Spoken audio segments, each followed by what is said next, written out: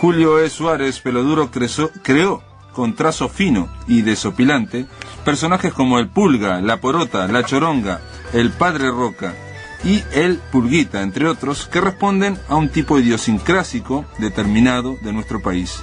Este humorista, que proviene de un círculo más bien intelectual, con una profunda conciencia política, diseña un humor de corte popular, introduciendo en el habla de sus personajes el lunfardo, jugando con la ortografía y con la sintaxis.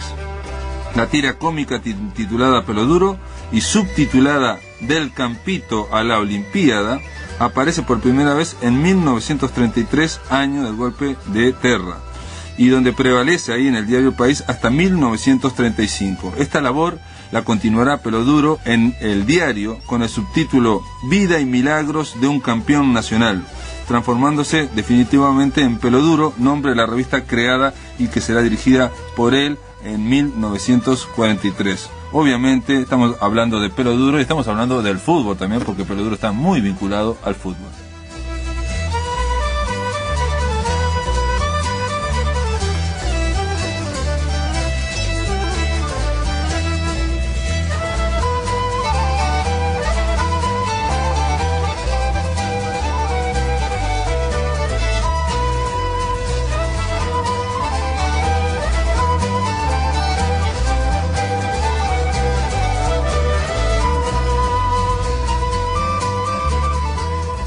Esta primera época de la revista Peloduro abarca un lapso de 10 años, desde 1943 hasta 1952, consta de 191 números en los que se constata una predominancia de la tira cómica. Luego del obligado cierre de la revista por problemas financieros, se reabre en abril de 1955 en la denominada segunda época. Pero esta tiene poca vida y cuenta con solo 8 números. Peloduro no solo fue el director de la revista, sino que aparecía disfrazado gracias a sus personajes y seudónimos. Era Peloduro en las notas editoriales, el Pulga en los comentarios de política internacional, Ges en algunas ilustraciones de artículos y Pepe Repeque en el famoso Diccionario del Disparate.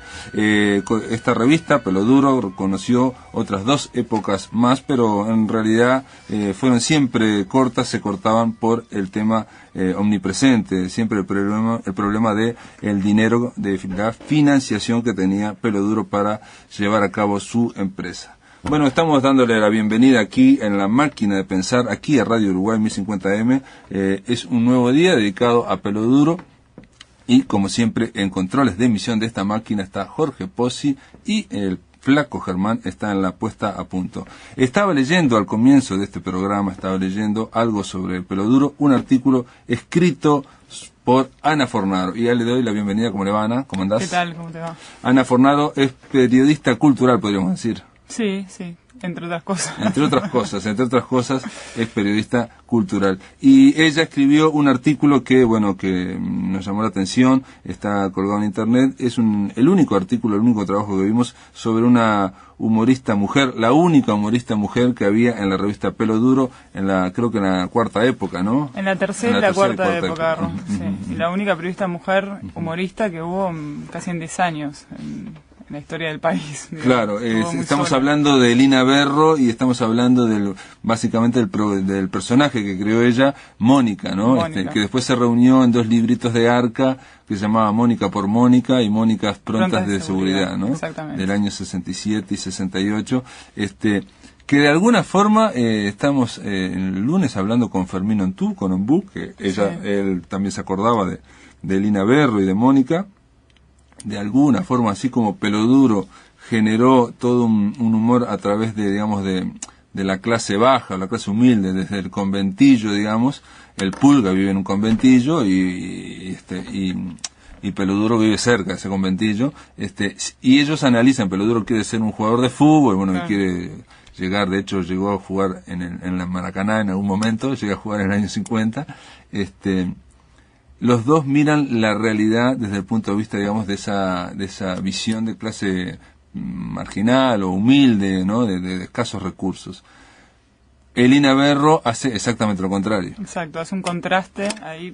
Ella creó el personaje de Mónica, que empieza en la tercera época de Peloduro, y es el personaje de una aristócrata, una gran pituca, digamos, que son crónicas de su vida cotidiana, que su vida se limitaba a despertarse al mediodía, tomar cócteles, ir a la estancia, ir a desfiles de modas y comentar la realidad desde ese lugar, ¿no? Sí. Vos decís ahí en un momento que Lina Berra fue la única mujer de este grupo, pero aparte no solamente digamos del periodismo de humor o del humorismo uruguayo, y que Lina Berra de alguna forma puso algo de su biografía, digamos, en ese personaje. Claro, sí, bueno, Lina Berro era, para empezar, la bisnieta del presidente Berro, o sea que venía de una familia de alcurnia, digamos, y ella se crió ya bastante venida a menos, ¿no? Ya pero se crió en ese ambiente absolutamente pituco y donde las reglas del juego eran completamente distintas a también un poco la realidad que estaba viviendo el país en ese momento, ¿no?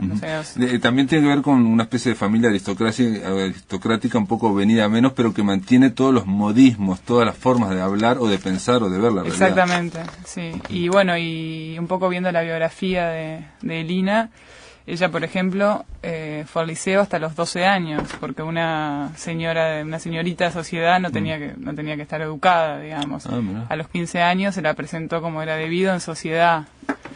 Pero como ya demostraba ser como muy inteligente y muy curiosa, digamos, el padre de ella, que era como su favorita, la estimuló para que leyera y bueno, y fue una gran lectora y empezó a escribir a los 20 años, pero leía de todo, aparte manejaba inglés, francés, entonces leía desde Kierkegaard a Shakespeare, y eso se ve en... Ana, me decías también que tenés un vínculo con ella de parentesco. Sí, era mi abuela. Era tu abuela. Y digamos, los datos que están en este artículo, que es una especie de, digamos, casi de trabajo, digamos, más, yo creo que trasciende un poco en un artículo, parece un artículo académico, parece más bien. Es un artículo académico. Ajá. Bueno, ¿y para qué lo hiciste? Para una publicación de la Facultad de Humanidades. Bueno. Ahí en ese artículo académico citas muchas fuentes, pero ¿ponés algo también tuviste algún conocimiento, digamos, familiar, intrafamiliar? Bueno, cuando yo empecé a investigar, cuando me empecé a interesar, digamos, en ella, pues yo no la conocí, murió cuando mi madre era muy joven, Lina Berro murió a los 47 años. Empecé a hacer un rastreo en la Biblioteca Nacional de los lugares para los cuales había escrito, que ella pasó por todos los medios de prensa de ese momento. Sí, pues decís en el momento que empezó en el diario El País, creo, ¿no? Estuvo en la Tribuna Popular, en el diario Acción, en La Mañana, en El País, en El Día. Escribía reportajes para la revista Reporter, después trabajó en radio, después libretó para radio y televisión. Pasó por todas partes como periodista. Sí. Y bueno, y después, como humorista ya en la revista Misiadura y bueno. Entonces yo empecé a hacer un rastreo primero de los lugares para los cuales había escrito. Escribía mucho sobre moda también, porque era una mujer muy elegante. Pero si Reporter también era una publicación de investigación también, creo, sí, ¿no? claro, ella hacía reportajes más de color, digamos, como se llama ahora, y escribía y tenía una sección sobre moda.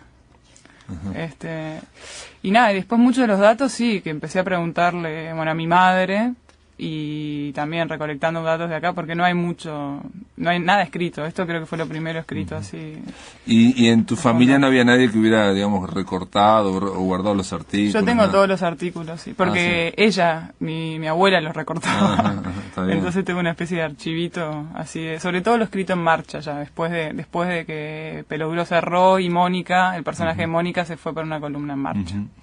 Yo veía que anduvo en lugares muy similares a Carlos María Gutiérrez, por decirte, ¿no? O sea, en el sentido que periodismo de investigación, pero también a su vez haciendo notas de humor con distintos seudónimos, ¿no? Como que era de ese grupo. Ese grupo, bueno, y ya en la tercera y cuarta época de Peloduro escribió gente como Mario Benedetti, Mauricio Rosenkopf, hubo varios, digamos, de esa generación, bueno, algunos más jóvenes que otros, que formaban parte de ese grupo. No había mucha gente y se movían todos en medios parecidos. Que todavía estamos hablando del año, la revista Peloduro en el año 64, creo que termina en el 65 la revista. Sí, termina en el 64. 65 creo que es, ¿no? Sí. Y vos tranquilizas algo que me parece interesante compartir con oyentes, que el director de la revista Pelo Duro, un editorial, una carta de intención, que en ese momento la carta de intención estaba vinculada a otra cosa en el año 64, donde Pelo Duro dice: desde nuestro largo retiro espiritual, repetimos, hemos podido observar con patriótica compunción que el ánimo de este país, que al fin y al cabo tanto queremos, se nos está desmoronando por obra de gobernantes y gobernados. Inconformismo que es sin duda razón del buen periodismo y que se hace fundamental para el humorismo. Oposición sistemática puede ser, y en buena hora. Como que deja la duda, pero está estableciendo por lo menos él de un país que se estaba desmoronando en el año 64, que recién, si vamos al caso, en el año 64, bueno, la primera acción de los Tupamaros, digo, recién aparecía Sí, pero lo que ya estaba como desmoronado era el modelo del Uruguay ballista, ¿no? Que ya la crisis ya estaba instalándose. Y también por eso a los medios de prensa le estaba costando tanto mantenerse. No, y también lo que él está, digamos, señalando en este editorial que vos, en este fragmento que vos recortaste, es el descontento, un gran descontento que era el caldo cultivo de lo que iba a venir después, ¿no? Exactamente. Seguramente, ¿no? Sí. Y Elina Berro, ¿cómo hace? Porque en ese gran descontento, digo, ¿no? Ella viene de una extracción de clase alta, Sí. y como decís vos, también de la moda, o digo, ¿no? Porque quizás ella quería hacer otras cosas, pero también ahí estaba el encasillamiento como mujer, ¿no? Capaz. Claro, yo supongo que debe haber sido muy duro, o sea, porque no solamente como mujer, no solamente, aparte es mujer, haciendo periodismo, que no había muchas personas haciendo periodismo en esa época, divorciada, que no es un dato menor tampoco. Y cuando hablas de la revista Pelo Duro, por ejemplo, eran todos hombres. Bueno, y haciendo humor, que el humor hasta el día de hoy, digo, si bien cada vez hay más humoristas mujeres, pero fue un género que siempre estuvo supeditado a lo masculino, digamos, ¿no? Y ella logró meterse ahí, y es interesante la tercera época, cuando empieza a escribir Elina en Pelo Duro, Pelo Duro hace como en una nota editorial, la presenta, digamos, y es interesante ver cómo la presenta, ¿no? Porque se burla un poco de ella, porque dice, bueno, Elina Berro, que estuvo en París, subió a la Tour Eiffel, visitó Chez Dior y se vino con una colección completa de experiencias so exciting, pone la nota femenina y sexy en una redacción integrada enteramente por hoscos y barbudos señores. Su presencia ha provocado una multitud de duelos criollos. Bueno, eso da un poco la pauta. Aparte, digo, políticamente incorrecto al final. Dice, su presencia ha provocado una multitud de duelos criollos que amenazan dejar a Pelo Duro sin redactores. Que gane el mejor, dice al final. Que gane el mejor, como diciendo que se quede con ella. Claro. Eso es, con muchísimo humor. Sí, ¿no? Claro, pero te quiero decir que incluso ahora, décadas después, no sé si hubiera sido políticamente correcto, digamos. Bueno. No, pero eso da de alguna forma la pauta. Digo, ahí hay una observación de lo que debió costarlo, o de lo que debió estar debe tener una gran personalidad para estar en un medio primero digamos masculino, yo no sé si machista, yo creo que también machista, y sobre todo un poco cerrado a veces, como es el de los periodistas en una sala de redacción, ¿no? O sea, ¿no? Esa idea de que incluso están los periodistas por un lado y los fotógrafos por el otro, digo, ¿no? Esa idea cerrada no debe haber sido fácil entrar, ¿no? Y no fue, ¿no? Ella en un momento, en una cosa que yo tengo escritas, recuerda cuando se le publicó el primer artículo, que fue cuando tenía 20 y pocos años, que creo que fue, no me acuerdo en qué diario fue, pero como una proeza absoluta, ¿no? Porque alguien que pasar de escribir en soledad, como escribía ella, de repente empezar a hacerlo de manera profesional fue como un salto muy grande. Pero ella estuvo como vinculada a toda la cultura, no solamente a la prensa escrita. Bueno, como te dije, trabajó en radio y en televisión, pero también fue vestuarista de teatro, por todo el tema de la moda, y también diseñaba moda, o sea, se las ingenió mucho a lo largo de toda su vida para estar vinculada a la cultura y creando, ¿no? Todo el tiempo, porque mismo cuando diseñaba moda estaba creando. Cuando decís incluso que después de su fallecimiento, de su muerte, se llegó a poner una comedia musical, Mónica pone el hombro, que está estrenada por el Club de Teatro con música de Manolo Guardia. La obra fue dirigida por César Campodónico y parodiaba el eslogan electoral pachequista, Pacheco pone el pecho, dice. Yo la verdad que eso no lo sabía. Y y lo que incluso estaba vinculado a este hombre, a Antonio Larreta, ¿no? Antonio Larreta le hizo la adaptación Mónica en la feria. Mónica en la feria, sí, pero que estaba viva ahí. Ajá. En teatro también. Sí, en teatro. En teatro de los esto habla bien de ese personaje, ¿no? O sea, cuando otros creadores lo toman para llevarlo al teatro. Vos decís una frase que me pareció muy interesante. Aquí fuera del micrófono comentábamos que la escritora Ana Vidal decía que a ella le encantaba no solamente los artículos sobre Mónica, sino el personaje mismo, ¿no?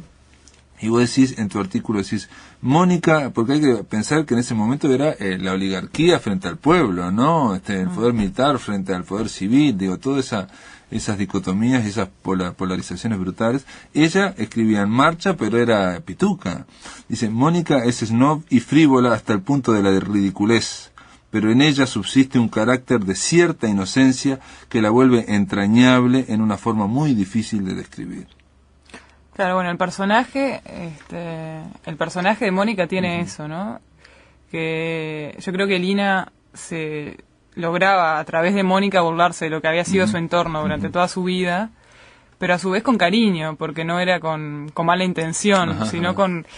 Es el punto de que alguien muy, muy, muy, muy frívolo tiene una cuestión de inocencia impresionante, porque es que no tiene ni idea de la realidad que lo rodea, digamos. Y el personaje de Mónica tiene eso, que va contando así como las cosas que van pasando, pero como una niña que... De alguna forma también eso es simétrico con con Peloduro y el Pulga y Peloduro, el personaje, ¿no? Ellos son muy muy básicos, muy tremendamente ignorantes, son unas bestias para hablar y para decir, pero hay una ternura, ¿no? Claro, y Mónica es absolutamente ignorante, pero con pretensiones de formar parte del mundo intelectual.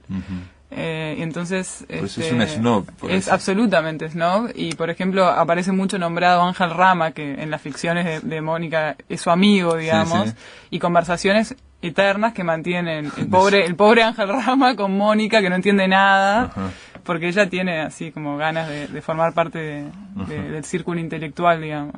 Ana, antes de terminar este bloque, ¿te animás a leer un artículo, un fragmento de este libro de Mónica, del personaje Mónica, de Elina Berro? Sí, bueno, justamente este es el prólogo de Mónicas Prontas de Seguridad, y es una carta a Rama que ella le escribe, bueno, desde la cárcel, ¿no? Dice: Dear Rama, discúlpeme que le escriba con lápiz y en este papel horrendo, pero por más que le dije al guardián quién era yo y sobre todo quién era usted, no hubo caso. Me salió con que jamás en la jefatura había habido noticia que alguien pidiese papel como membrete para escribir. Agarra estas hojas que sirven para todo, respondió el muy guarango, y ya ve, tengo que escribirle en papel de estraza, porque, Dear Rama, estar en la cárcel, que ahora es lo más honda que hay, hace un año era algo absolutamente reservado a los delincuentes, infantos juveniles, infantos seniles y algún que otro director de banco. De todos modos, pienso que en estos días, semanas o meses, quizá, me servirán de inspiración, ya que usted está empeñado en que yo produzca mis obras completas.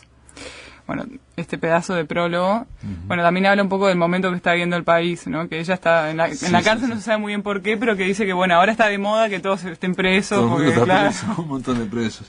Bueno, muy bien, después de la pausa continuamos aquí en La Máquina de Pensar con Ana Fornaro. En el aire de Radio Uruguay, La Máquina de Pensar.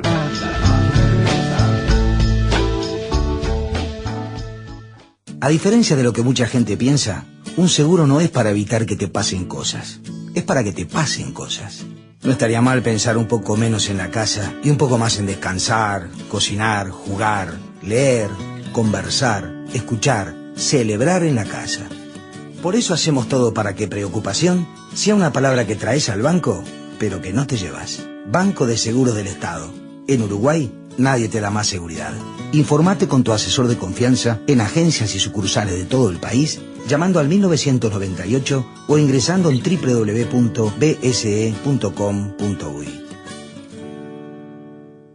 El Teatro Solís y la Filarmónica presentan Temporada de Ópera 2010. Lucia de la Mermour, de Donizetti. Estreno 28 de mayo. Las bodas de Fígaro, de Mozart. Estreno 20 de agosto. 2 puestas en escena y artistas de primer nivel. Entradas en venta en Red UTS y boletería del teatro. Presentan Radisson, Antel, Fripur y Son América. Auspician Banco de Seguros del Estado, Ministerio de Turismo, Ministerio de Educación y Cultura. Participan Sodre y Fundación Amigos del Teatro Solís. Apoyan Embajada de Italia, Instituto Italiano de Cultura. Invita Radiodifusión Nacional Sodre. Realizan Teatro Solís y la Filarmónica. Departamento de Cultura, Intendencia Municipal de Montevideo. La función de Lucia di Lammermoor del martes 1 de junio será transmitida por Radio Clásica, 6:50 AM. A las 4 de la tarde. 4 de la tarde. 4 de la tarde. 4 de la tarde. Y los domingos a las 9. A las 9. El Tungelé. Pero no tenés por qué oír. Claro, nos dejaste solo, ustedes encárguense de todo. Encantado de escucharlas. Conduce Nelson Caula. Producen Marcela Urreta y Carolina Vaz. Y un panel de destacados columnistas. No, yo lo acompaño. Yo alquilo nada más. Yo me subo al carro, usted maneje. El Tungelé. Original y diverso. Cultura total. Un tributo a la identidad. Esta especie de rumiación cultural que dice Pelufo que tenemos los uruguayos, y en vez de hacer el proceso deductivo de la cultura, que es la cultura uruguaya, que es el Uruguay, que es si no, que si de las fronteras. A las 4 de la tarde. 4 de la tarde. 4 de la tarde. 4 de la tarde. Y los domingos a las 9. El Tungelé.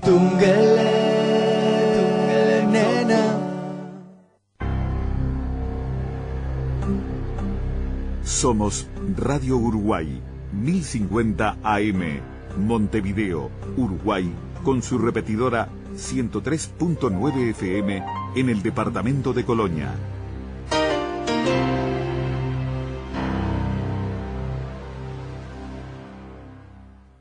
Atención, charlas, entrevistas o columnas que te perdiste o que querés volver a escuchar, las encontrás en el blog de La Máquina de Pensar. Ingresá a piensamáquina.blogspot.com y bienvenido al corazón de las palabras. Muy bien, volvemos aquí a La Máquina de Pensar. Estamos hablando con Ana Fornaro, periodista cultural, sobre Elina Berro. Se trata de una escritora, porque realmente más allá de periodista, investigadora o humorista, es una escritora, una mujer que vivió de su pluma profesionalmente, que vivió poco, murió a los 47 años, murió antes que 2 años antes de que viniera la dictadura, ¿no? Algo así, creo. En el 71. 71, sí. Exactamente. Y en esa vida breve, digamos, se las ingenió para ser pionera y para lograr un espacio en un lugar donde aparentemente no había ninguna mujer en realidad, ¿no? Sí, dentro del humor no, ella trabajó mucho con María Stergilio, que era de las pioneras también. Bueno, y María Ester es alguien que tiene muy buen humor, ¿no? Sí. Es alguien que tiene mucho humor, ¿no? Y no sabes si tuvo otros vínculos con la generación de Marcha, ese grupo, ¿no? Estaba vinculada con todos. Lo que pasa es que ella, haciendo humor, digamos, no formaba parte de la élite intelectual seria, así, seria, digamos. Como el humor, hasta el día de hoy todavía sigue considerado como un subgénero literario. Pero sí, los conocía a todos, y eran sus amigos, era su núcleo, digamos. Por ejemplo, Mario Benedetti, para hacer humor tenía un seudónimo, Damocles. Claro, sí, en Peloduro. Sí. Y después en Marcha también. En Marcha él hacía un humor y Peloduro también hacía humor, hacían los dos, aunque el de Benedetti era más volcado a lo político. Y decime, ¿y políticamente Elina Berro tenía, digamos, estaba dentro de ese grupo o era un poco como Mónica? Mira, eso sé muy poco de eso. No era como Mónica, porque se apartó, digamos, deliberadamente. Yo no sé si era una tipa de izquierda, así militante. No, me parece que no. Pero sí que estaba más cerca de la izquierda y de la oposición, digamos, que era absolutamente crítica del momento político que estaba viviendo el país. Y aparte era un momento también como que partía un poco el tema de las generaciones, ¿no? Claro. O sea, había una polarización muy grande, aunque en general eran más chicos, ¿no? Eran la gente de 20 años los que estaban más enfrente, digamos, polarizando. Y decime, ¿y cómo sabés vos o cómo llegaste a saber que ella era una gran lectora? Eso lo supe a partir de un diario íntimo que encontré cuando yo tenía 19 años, revisando cosas. y un diario que empezó a los 21 años y terminó a los 25, son 4 años, digamos, de la vida de ella, y son pedazos de escritos, digamos, ¿no? Donde cuenta lo que hizo en el día y contaba que todos los días escuchaba el Sodre, ponía la música, entonces en el diario se ve lo que escuchaba y lo que estaba leyendo.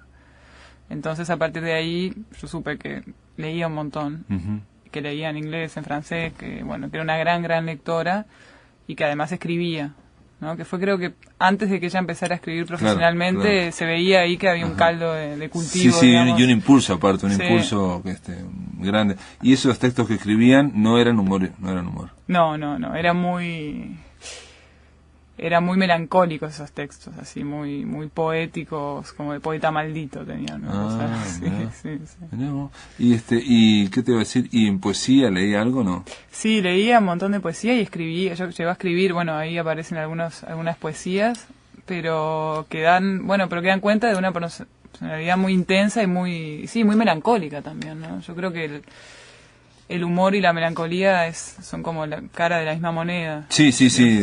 Yo leía en esta semana que Serafín J. García, hablando de Peloduro, decía, era serio como todos los humoristas, claro, ¿no? Sí, que los humoristas en general son personas muy trascendentes. Sí. Y tiene un toque, algunos, ¿no? Tienen un toque de filosófico, también existencialista, ¿no? Por eso un toque amargo al final. ¿Y qué más? ¿Y ese diario que leíste, que no tenés más nada para decir? Y bueno, nada, habla un poco de su vida como joven de la alta burguesía y sus días, bueno, consistían en eso, en escuchar la radio, leer, verse con sus primas, amigas, algún que otro candidato que tuviera en la vuelta, pero sobre todo muestran una persona con una capacidad introspectiva impresionante y que se pasaba, digamos, reflexionando acerca de su persona y el ser y su condición y... Es increíble, digo, con esa base para empezar a escribir, que ella llegara casi al extremo, ¿no? Que es la parodia, ¿no? Incluso la autoparodia o la parodia de sus familiares y allegados y sus amigas, ¿no? No lo dijimos, Mónica, hay varios personajes que incluso a lo largo de los artículos se van desarrollando y van teniendo historias.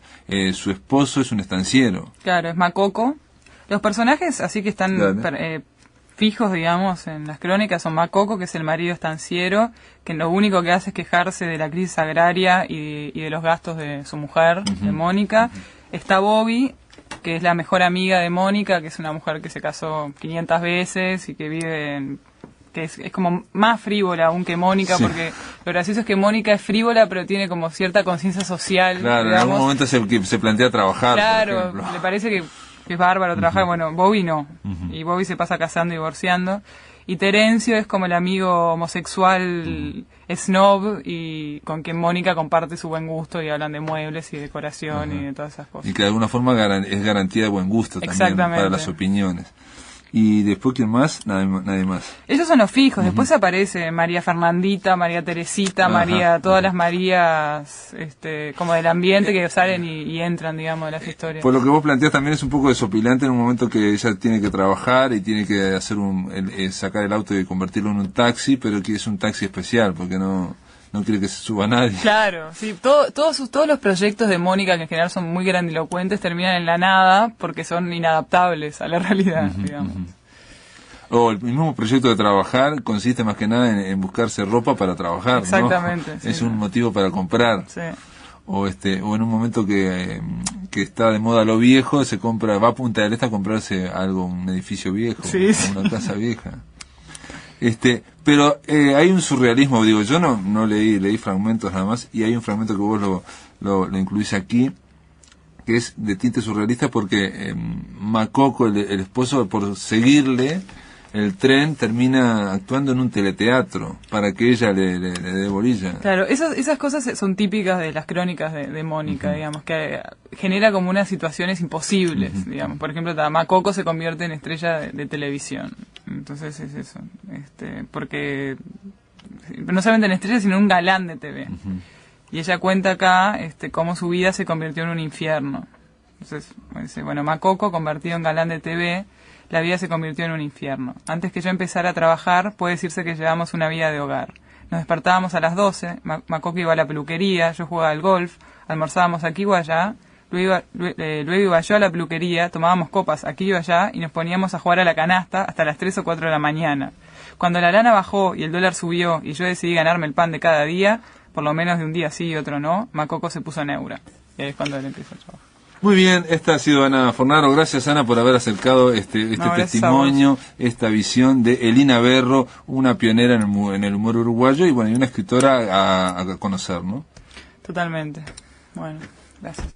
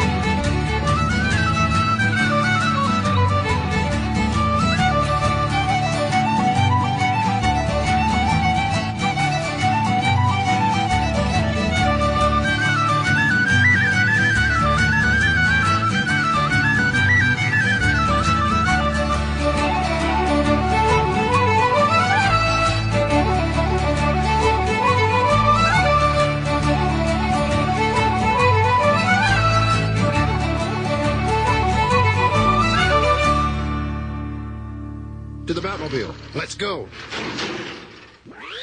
Atomic batteries to power. Turbines to speed. Roger. Ready to move out.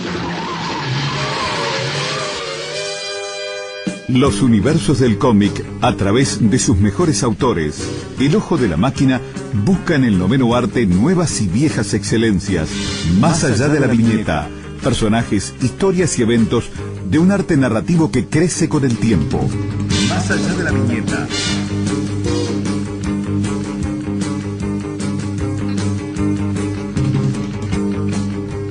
Muy bien, aquí en La Máquina de Pensar estamos recibiendo a Rodolfo Santulo. ¿Cómo le va, Rodolfo? ¿Qué tal? Buenas noches, Pablo, ¿cómo estás? A la columna dedicada al cómic. ¿Qué tenemos para hoy? Hoy no tenemos una historieta, sino tenemos autores de historietas. Nos estamos perfeccionando. Es otro de esos momentos en los que yo no preparo nada. Entonces me paso todo el día leyendo historietas descargadas ilegalmente en mi computadora. Y... No, ¿cómo decir eso? No, tiene usted razón, compradas en las comiquerías del barrio. Exacto. Bueno, y tenemos con nosotros a los autores de dos historietas por separado que han tenido la osadía de juntarse y trabajar en equipo, algo muy raro dentro de nuestro pequeño mercado, que son Nicolás Peruso y Roy Bea, que en realidad vamos a tener solamente a Bea acá porque Roy se suele esconder. No lo ve, es más, lo veo escondido en la cabina del Flaco Jamón. Bueno, pero él está escuchando desde la cabina, está escuchando y está controlando. Vos decís que de repente si Bea dice algo que no le gusta se va a lanzar sobre la ventana golpeando. No creo.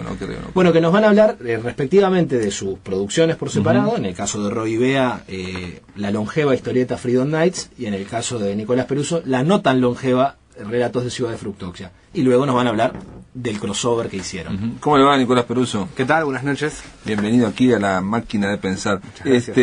Freedom Nights es de Bea y Roy. Correcto. O Roy y Bea. ¿Cómo andás? Muy bien. Y Ciudad Fructuosa.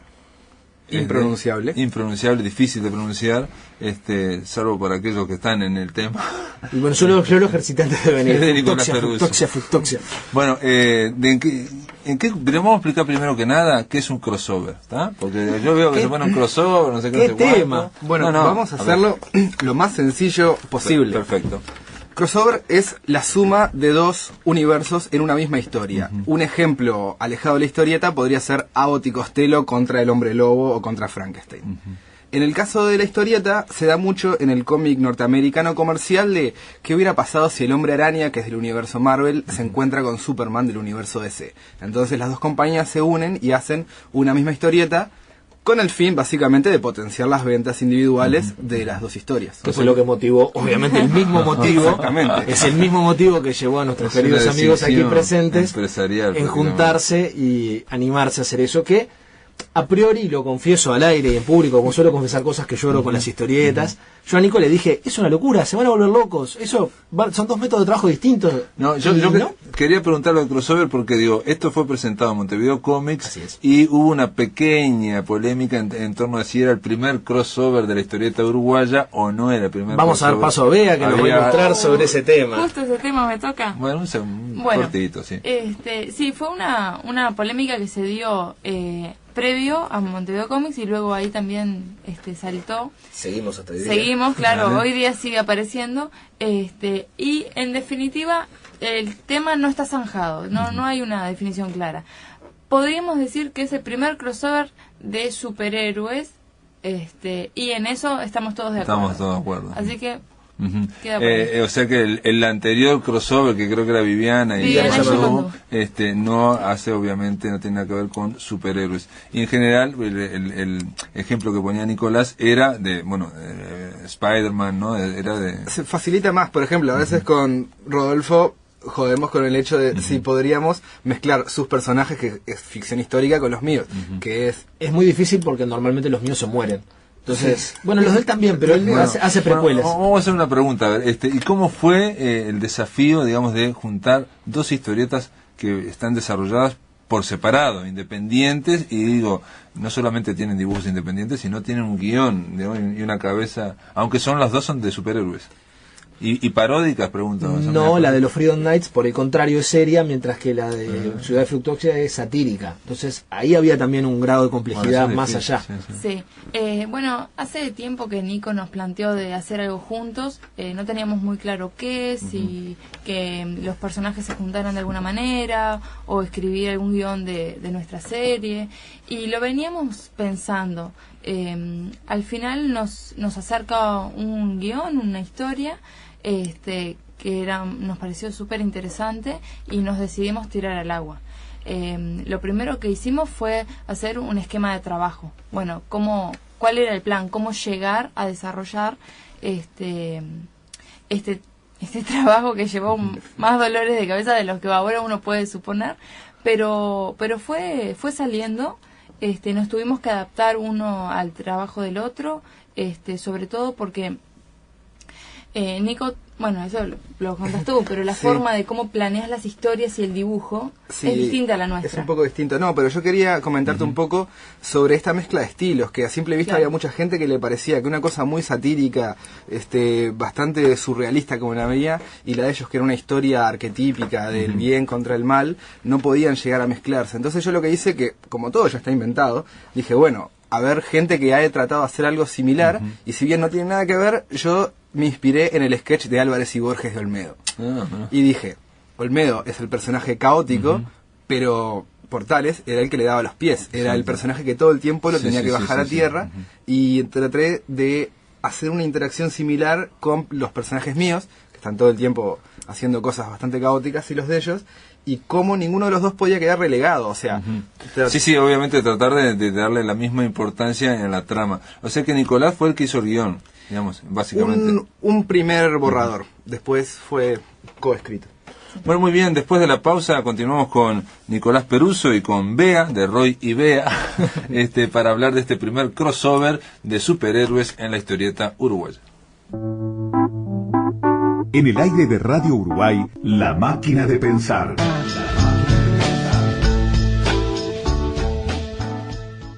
El Ballet del Sodre en el Auditorio Nacional Adela Reta. Los días jueves 27, sábado 29 y domingo 30 del corriente a la hora 20, se presentará el Ballet del Sodre, esta vez acompañado por la Orquesta Sinfónica, dirigida por el director invitado Fernando Condon. En programa, Las Sílfides de Chopin Fokine, reposición de Eduardo Ramírez, y El Amor Brujo de De Falla, coreografía de Alejandro Godoy. Localidades en venta en la red UTS y en boletería del auditorio Nelly Goitiño. Los precios van desde 150 a 40 pesos. Todos los lunes, a partir de las 21 horas, Radio Uruguay abre un espacio para mirar la realidad desde otra perspectiva. Bancada Femenina. El aporte y la visión de las mujeres que ocupan cargos de representación a nivel nacional y departamental en el debate de los temas que marcan el presente y el futuro de nuestro país. Bancada Femenina. Con la conducción de Magela Camelo, todos los lunes a partir de las 21 horas por Radio Uruguay, 1050 AM y su repetidora en Colonia, 103.9 FM. Bancada Femenina. Con otra sensibilidad. Para todo el país. Soy Juan Boroviov, actor de la Comedia Nacional, y te invito a ver... Cuartito Azul, un musical de tango. Texto y dirección Mariana Perkovich, con La Mufa en vivo. Sala Zabala Muniz, localidades limitadas. Comedia Nacional, temporada 2010.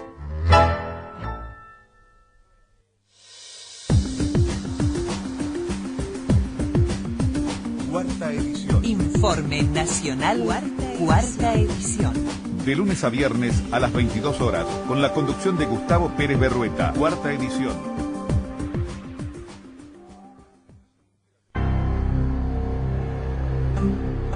Somos Radio Uruguay, 1050 AM, Montevideo, Uruguay, con su repetidora 103.9 FM en el departamento de Colonia.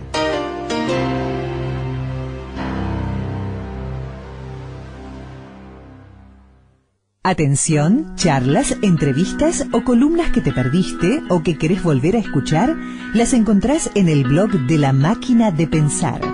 Ingresá a piensamáquina.blogspot.com y bienvenido al corazón de las palabras.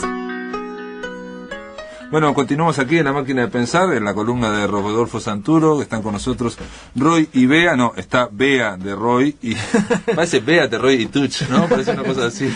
Y Nicolás Peruso, hablando de esta sátira política sobre cómo reaccionan distintos actores sociales del Uruguay ante la llegada de un presidente norteamericano. Ese sería el guión original para este crossover, para este cruzamiento de los Freedom Knights, ¿no? Los Caballeros de la Libertad, y Ciudad Fructuosia. Sí, porque en realidad los personajes de Nicolás no suelen unirse bajo ningún título, suelen ser bastante más individualistas. Ajá. Bueno, ¿y por qué justamente una sátira política? ¿Por qué ir a ese tema y con superhéroes además? Bueno, eso viene un poco más por el lado de mi historia. En realidad yo uso la estética de los superhéroes por un tema netamente lúdico. Me divierte muchísimo dibujarlos. Pero no me atrae tanto el contenido. El superhéroe es algo intrínsecamente norteamericano y fuera de ese contexto es bastante difícil de resolverlo bien. Entonces, o sea, bueno, lo ves uruguayo, digamos, o de bajar. Enseguida vamos a ver qué tiene Bea para decir. A ver qué tiene Bea para decir de esto que vos estás diciendo. Una opinión muy personal. Sí, perfecto, sí, pero explica tu dibujo. Bien, yo prefiero usar esa estética, pero para contar...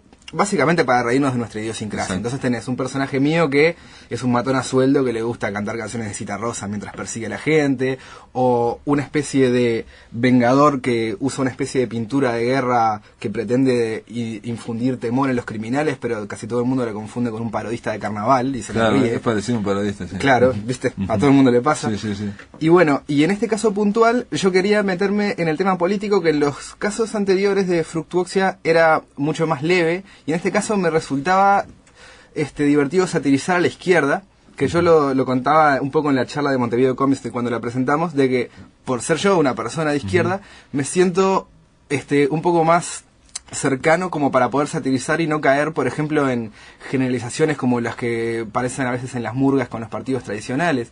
Entonces preferí enfocar para el lado de la izquierda y bueno, sin develar mucho del argumento, por ejemplo, la lógica esa de que el enemigo de mi enemigo es mi amigo.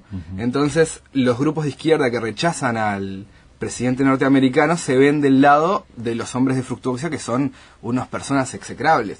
Y bueno, no vamos a andar poniendo ejemplos de la vida real en donde la izquierda anda defendiendo gente que... un poco... Bueno, esto es una radio estatal, yo me cuidaría mucho. No se cuidan. Pero, digamos, los Freedom Knights serían los caballeros de la libertad, ese sería el cómic serio y el bien, y los de Fructuosia serían los execrables que se juntan. Y hay un tercer grupo que vendría a ser la seguridad, los superhéroes que son la seguridad del presidente norteamericano, que básicamente se golpean con ambos grupos, con todos. Es una bataola. El presidente norteamericano viene con su seguridad patobicas de superhéroes, que son superhéroes. Sí, un poco para retomar el tema de si superhéroes en Uruguay sí, superhéroes en Uruguay no. En serio, digamos, ¿no? En serio. Y bueno, un poco marcando lo que es el perfil de los Freedom Knights en este crossover. Nosotros con Roy opinamos que no tiene nada de malo escribir y dibujar sobre superhéroes en nuestra realidad. O sea, eso está bien, es una postura súper válida. Decir, bueno, los superhéroes son algo norteamericano. La pregunta es ¿por qué? ¿Por qué no pueden ser también algo uruguayo? El punto de contacto que tenemos con Nico es la idiosincrasia, que los Freedom Knights tratan de ser un grupo de héroes uruguayos que tienen las costumbres y los problemas, gente joven uruguaya como nosotros. Porque después de todo, también lo hemos hablado aquí en otros momentos, los superhéroes de alguna forma encarnan seres míticos, ¿no? Estereotipos míticos o arquetipos míticos que pueden ser, digamos, los dioses griegos, digamos, pero a nivel pulp, a nivel de popular, y eso ocurre a nivel popular, puede ocurrir en Estados Unidos, puede ocurrir aquí, ¿no? Claro. Yo creo que en todos lados, voy a opinar yo, ¿no? Sí, que básicamente más allá de las dos posturas que son válidas las dos, siempre está el tema del talento con que se haga el guión, ¿no? O sea, una postura u otra puede funcionar bárbaro si tiene un gran talento y si no, no funciona nada. Y bueno, creo que un ejemplo de eso, fue este crossover, donde las dos posturas se están mezclando y el resultado... yo quedé muy conforme. Sí, en general, acá yo de chusma que he escuchado, las reacciones en general en nuestro mini medio ha sido unánimemente favorable. Rodolfo, cuando hablas de mini medio, ¿estás hablando de los blogs donde ellos cuelgan? No, me refería más a los colegas del entorno. Y te diría que el mismo espacio de la Montevideo Comics sirve como una suerte de termómetro para ver cómo reacciona el posible público ante los nuevos libros. Pero eso, ¿sabes que me lleva a algo que yo se les había advertido a ellos? Que me gustaría que ambos nos dieran la visión de ese mismo mini medio, desde blogs hasta lo que se está haciendo hoy día. ¿Cómo ven la historieta nacional desde sus posturas o individuales o conjuntas? Me da lo mismo. Bueno, arrancando yo, creo que ellos tienen un poco más de autoridad, o Rodolfo, porque hace bastantes más años que yo. Mi primera edición es de 2008, con lo cual yo antes era un espectador y era un espectador bastante esporádico a la historieta nacional.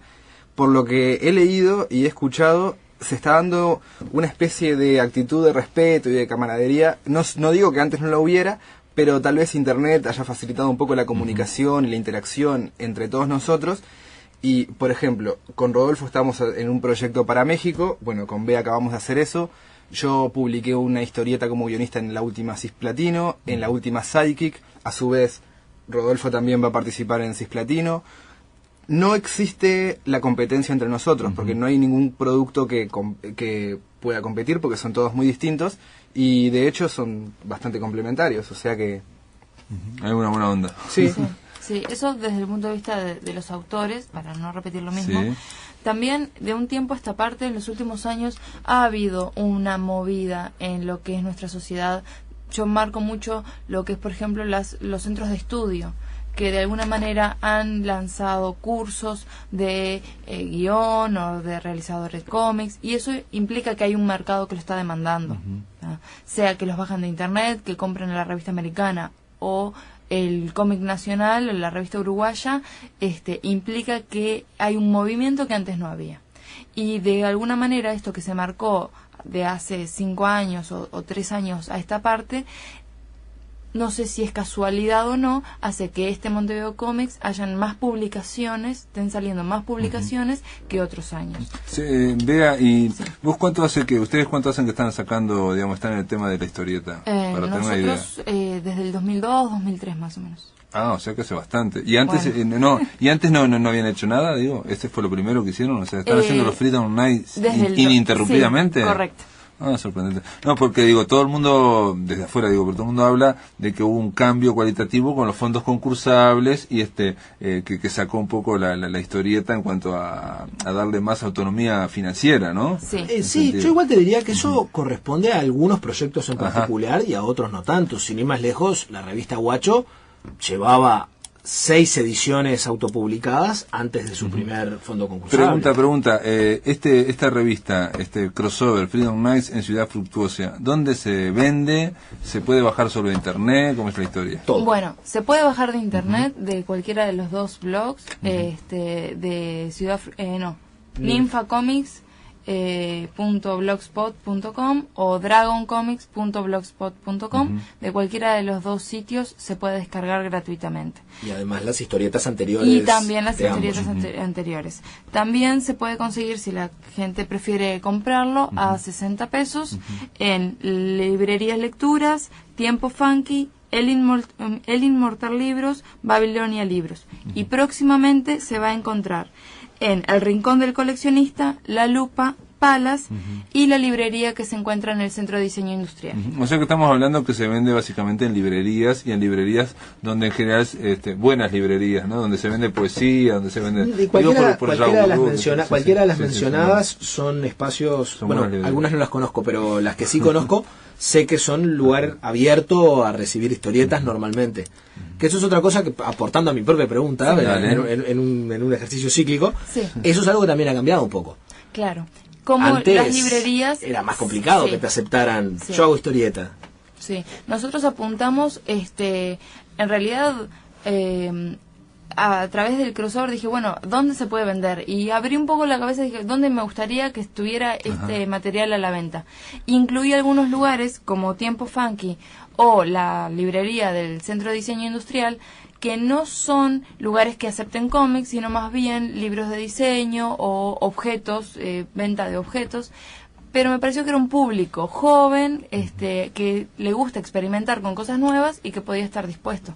De todas formas queda abierto también de que haya posibilidades de otros centros de distribución, ¿no? Digo, quizás los centros culturales, o también se me están ocurriendo ahora las alcaldías, los centros comunales también, ¿no? Digo, son cosas a investigar, ¿no? Sí, yo como trabajo con distribuidor... Sí, está muy bien. Una pregunta que tiene que ver con este primer crossover de superhéroes. Tal como lo explicó Nicolás aquí, los crossover, digamos, que explicaste vos, son de empresas y obedecen a veces a marketing o a decisiones empresariales. O sea, estamos hablando de una producción donde hay una cabeza empresarial, que no está mal, ¿no? Me refiero a que hay una industria y entonces hay gente que escribe, gente que dibuja y hay gente que dirige, ¿no? Las tres cosas.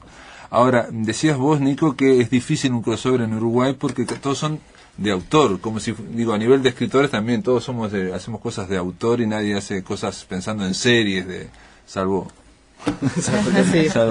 Ve aquí presente. Bueno, en Estados Unidos se le llama un poco franquicias a personajes serializados, y la historieta uruguaya pasa un poco como puede llegar a pasar con el cine uruguayo. A uno no se le ocurre que el personaje de Whisky se pueda cruzar con el personaje de una película de Beatriz Flores Silva.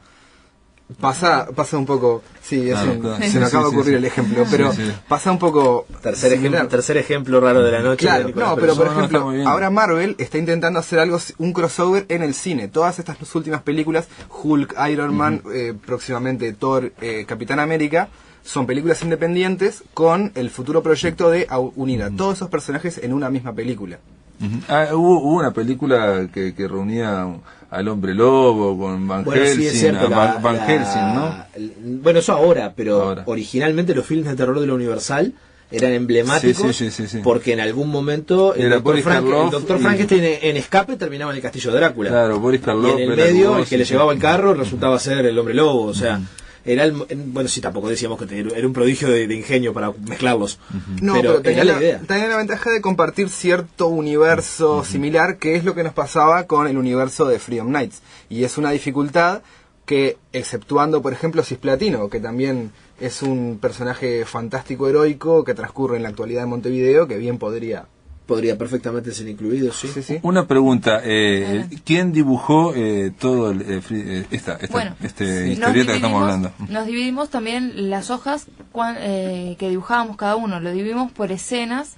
Y van a ver que los dibujos se entremezclan, que aparecen primero hojas de Nico, después hojas nuestras, después hojas de Nico de nuevo. Lo que hicimos para unificar de alguna manera, que no quedara un salto tan grande, fue que Nico colocara todos los grises, que son efectos puestos por computadora. Todas las texturas. Los brillos, las luces, los efectos de algún poder que aparece por ahí. Claro, y así lograr cierta uniformidad en el estilo, más allá de que la idea del crossover también era que cada uno representara a sus personajes tal y cual aparecen en sus propias revistas. Es una revista que tiene 2 tapas también, ¿no? Un poco obedeciendo eso. Sí, una la hizo Nico y una la hizo Roy. Que la que hizo Roy es esta. Sí, es un claro homenaje al crossover que decía el propio Nico hace un rato, porque la tapa de Superman Spider-Man corresponde. Sí, remite a esa. Sí, ahora estoy acordándome que a veces hay crossovers donde se pelean, ¿no? O sea, se van en duelo, van a duelo. En realidad, si yo te tengo que decir cuál es la esencia básica de un crossover de superhéroes, es a ver quién puede más. 2 grupos de héroes que se vinculan y por los motivos que vos creas sean válidos, erróneos, una mera